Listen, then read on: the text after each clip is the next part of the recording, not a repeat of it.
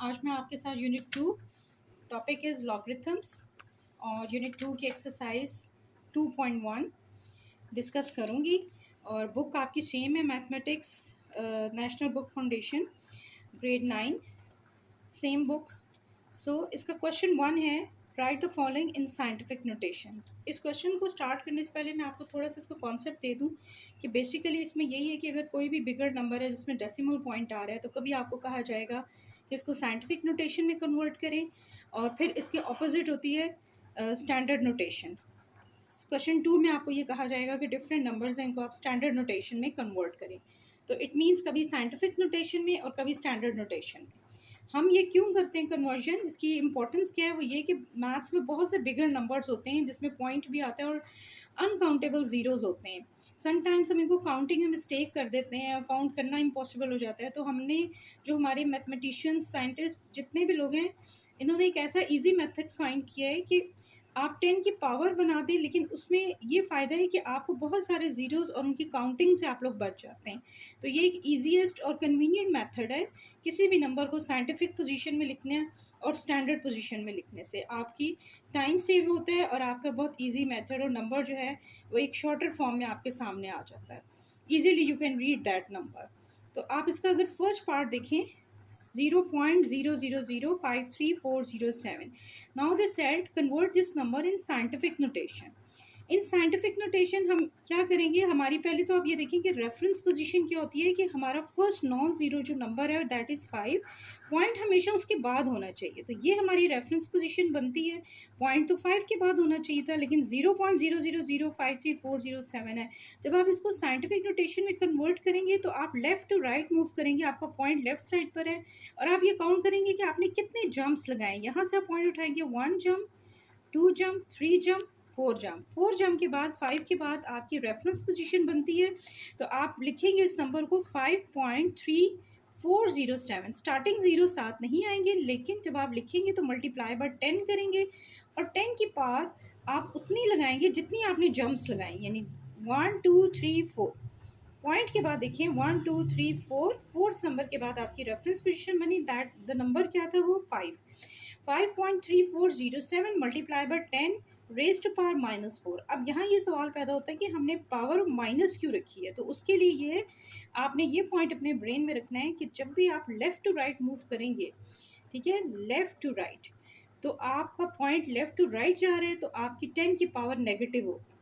Similarly second question में जैसे आपको पॉइंट बिल्कुल एंड में है, तो आप, इसका मतलब है राइट टू लेफ़्ट जा रहे हैं, राइट टू लेफ़्ट, तो आपकी 10 की पावर जो है वो पॉजिटिव होगी। तो ये पॉइंट आपने याद रखना है, जब आप लेफ़्ट टू राइट मूव करेंगे 10 की पावर नेगेटिव होगी, और जब आप राइट टू लेफ़्ट मूव करेंगे तो 10 की पावर पॉजिटिव होगी। अब आप इसका सेकेंड पार्ट देखें। Second part is, it's a very big number. तो 53400 देन 000। अब पॉइंट कहीं नज़र नहीं आ रहा, तो मैंने आपको बताया था पहले भी कि जब पॉइंट कहीं किसी नंबर में नज़र नहीं आ रहा होता तो बेसिकली पॉइंट होता है, लेकिन वो हमें दिखाई नहीं दे रहा होता, वो उस नंबर के एट द एंड होता है। एट द एंड आप देखिए कुछ भी नहीं है, तो यहाँ पर आप खुद से एक पॉइंट लगा दें, इट मीन्स कि पॉइंट एंड में चला गया। यहाँ से जब आप पॉइंट को उठाएंगे, अब आपकी रेफरेंस पोजीशन क्या बनती है कि फर्स्ट नॉन ज़ीरो नंबर के बाद पॉइंट होना चाहिए था, जो कि नहीं है। आप यहाँ से पॉइंट को पीछे लेकर आएंगे, यानी आप राइट टू लेफ्ट मूव करेंगे, तो 1 jump, 2 jump, 3 jump, 4 jump, 5 jump, 6 jump, 7 jump, यानी 7 जंप्स पीछे आप आए हैं, तो आपका 5 के बाद पॉइंट आया। तो आप इसको जब लिखेंगे साइंटिफिक पोजीशन में, you will write 5.34 multiply by 10। अब आपने 7 जंप्स लगाए थे पीछे आने के लिए, तो 7 पावर होगी जो कि पॉजिटिव होगी, क्योंकि आपने राइट टू लेफ्ट मूव किया है। सिमिलरली अब आप ये सोचेंगे कि 5.34 के बाद मैंने ज़ीरोज़ क्यों नहीं लिखे, क्योंकि 10 रेज़ टू पावर 7 लिखने का मकसद ये है कि जितने ज़ीरोज़ थे हमें लिखने की ज़रूरत ही नहीं है, हमने उतनी पावर 10 के ऊपर लगा दी और हमारी साइंटिफिक नोटेशन में कन्वर्जन कंप्लीट हो गई। अब आप नेक्स्ट पार्ट देखिए। नेक्स्ट पार्ट का जो नंबर है वो इससे भी ज़्यादा बिगर है, और ये बिल्कुल सेम फर्स्ट पार्ट की तरह है। 0.000000000012, ठीक है। नंबर बेसिकली 1 2 है, माइक्रो नंबर है, लेकिन ये कि इसके साथ ज़ीरोज़ बहुत ज़्यादा हैं जिनकी काउंटिंग हमारे लिए प्रॉब्लमेटिक। तो जब हम इसको साइंटिफिक नोटेशन में कन्वर्ट करेंगे तो वी विल राइट, अब हमें पता है कि 1 फर्स्ट नॉन ज़ीरो डिजिट क्या है, 1, इसके बाद पॉइंट होना चाहिए, और ये हमारी रेफरेंस पोजीशन बनती है। ठीक है, रेफरेंस पोजीशन के लिए आप just R P short notation use कर सकते हैं। R reference position first non zero digit के बाद बनती है। तो अब हमें अपने ज़ीरो को यहाँ तक लेकर आना है जहाँ इसकी रेफरेंस पोजीशन बनती है। साइंटिफिक नोटेशन में तो आप देखिए आपने कितने जंप्स लगाए हैं, 1 2 3 4 5 6 7 8 9 10 और 11। तो आपका नंबर हो जाएगा 1.2 multiply by 10 raise to power -11, because यहाँ पर भी आपने लेफ्ट टू राइट मूव किया है। लेफ्ट टू राइट पॉइंट यहाँ लेफ्ट साइड पे था, यहाँ से आप लाते लाते 1 के बाद आए तो आपने लेफ्ट टू राइट मूवमेंट की। तो आपका लेफ्ट टू राइट मूवमेंट करेंगे तो 10 की पावर नेगेटिव हो। रिमेंबर दिस पॉइंट कि 10 की पावर नेगेटिव, क्योंकि स्टूडेंट्स ज़्यादातर इसी चीज़ में कंफ्यूज होते हैं कि 10 को पावर तो लगा देते हैं लेकिन उनको ये याद नहीं रहता कि हमने नेगेटिव पावर लगानी है कि पॉजिटिव लगानी है। तो 10 रेज टू पावर -11, ये हमारी साइंटिफिक नोटेशन में कन्वर्जन के बाद ये नंबर देखें कितना ईजी और कन्वीनियंट और इजीली रीडेबल हो गया और हमारे ज़ीरोज़ जितने ज़ीरोज़ तुम सबसे जान छूट गई। Fourth part is 2.5326। अब इसको भी आपने साइंटिफिक नोटेशन में कन्वर्ट करना है। तो ये बहुत मज़े का पार्ट है। इसमें देखिए पहले ही उन्होंने नॉन ज़ीरो डिजिट के बाद ही पॉइंट लगाया हुआ है और कोई ज़ीरोज़ नज़र नहीं आ रहा।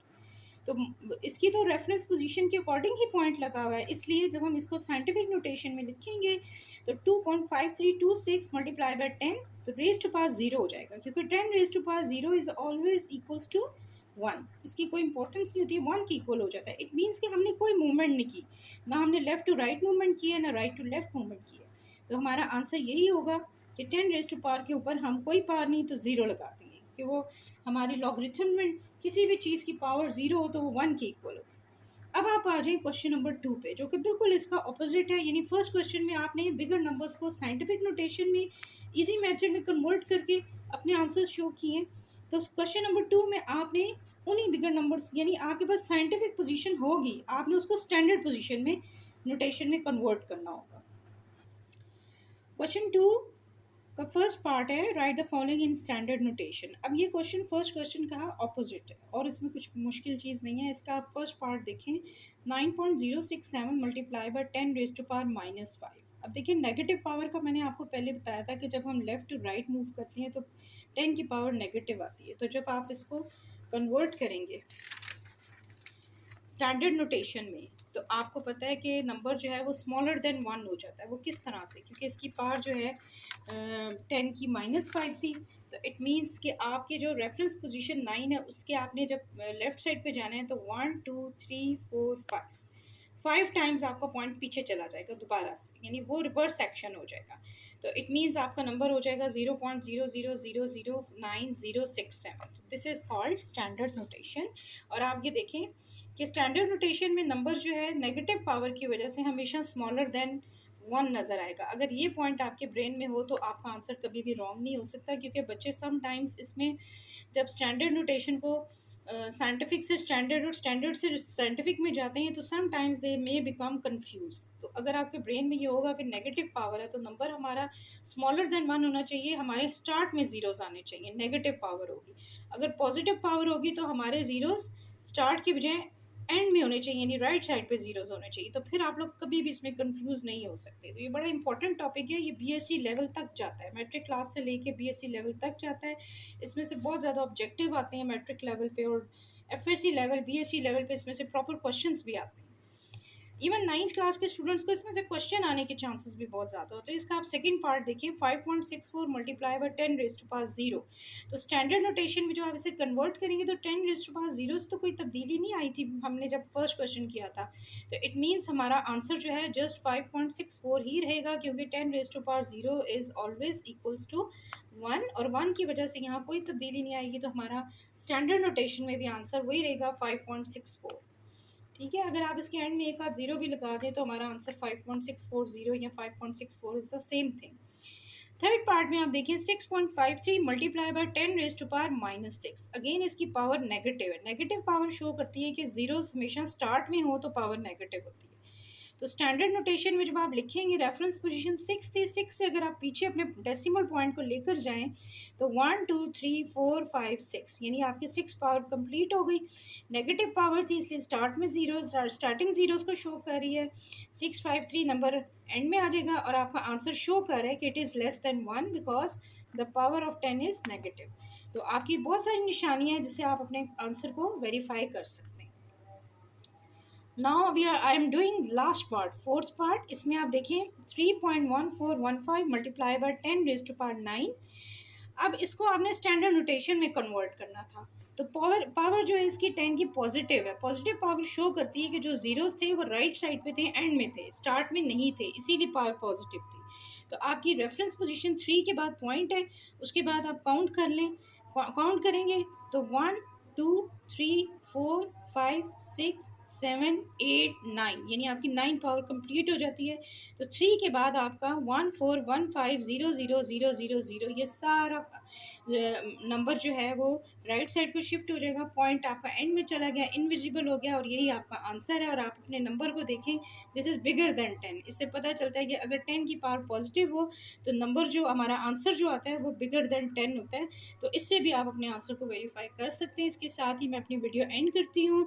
उम्मीद है आपको बहुत अच्छी सी साइंटिफिक और स्टैंडर्ड नोटेशन समझ आ गई होगी। अगर आपको इसमें कोई भी प्रॉब्लम फर्दर है तो आप कमेंट बॉक्स में अपना कमेंट डाल सकते हैं, मुझे बता सकते हैं कि आपको कौन सा कॉन्सेप्ट क्लियर नहीं है, ताकि मैं वो दोबारा से और अच्छे तरीके से आपको एक्सप्लेन कर सकूं। Thank you so much. Allah हाफिज़। अल्लाह ने के बाद।